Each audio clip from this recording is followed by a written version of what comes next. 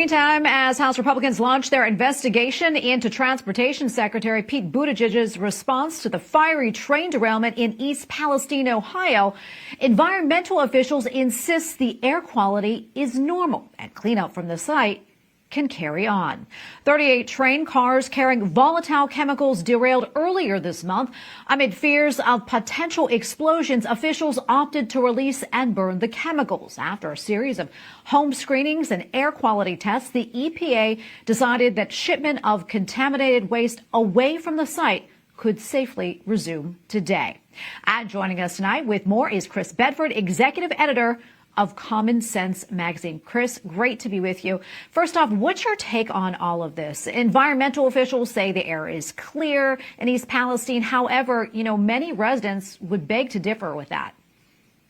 Well, yeah, I think I'd side with the residents on this, especially after the last couple of years we've had of absolutely junk science coming out of our government and out of our experts and defying what people can see with their eyes. When you have news crews going there who are getting rashes, who are feeling physically ill throughout all of them, when you have pets that are getting ill, when you have residents that are getting ill, when you have a sickly chemical smell in the air, and we live in a country now where it's estimated that about half of American women will get cancer in their lifetime, and almost that many men, whether there's a reason for these residents to be weirded out and to be frightened, to feel like they're not getting the full story.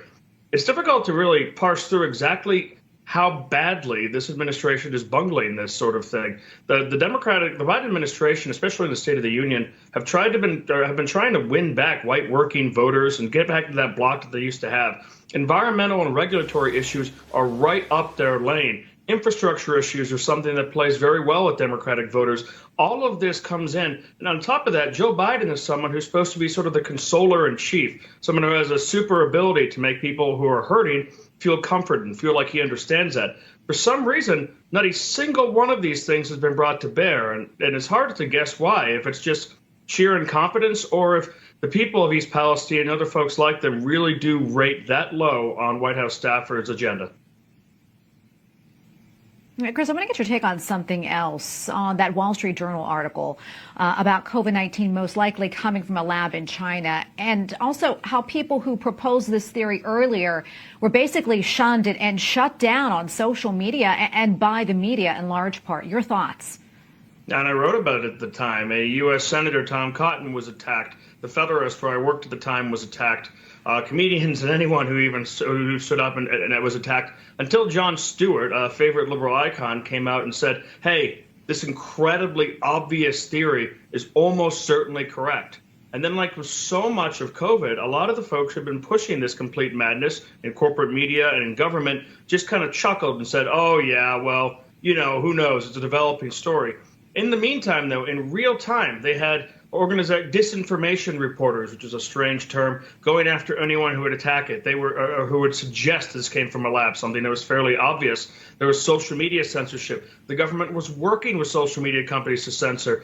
This is a massive overreach, and to just go beyond it and for the government to say, oh, all is well that ends well, that'd be a mistake. The American people deserve answers on this, and people should be held accountable. Chris, we have probably about 30 seconds left or so, but what else are you following? I am following the Marymount University, which is one of the Catholic universities near me right now, that just had to gut its liberal arts programs, gut its theology, gut its religion studies as part of a decline that we've seen across the country in Catholic education. It's something that I think we should all be following closely. As our Catholic universities go more and more secular and go further and further away from church teaching, a lot of them are struggling financially, going under, and that's something that local residents and people who are involved in their parishes really ought to be paying attention to, because it's something that there are things that we can do to stop that. Okay, we're going to leave it right there, Chris. Thanks so much for weighing in. Always appreciate it. Thank you.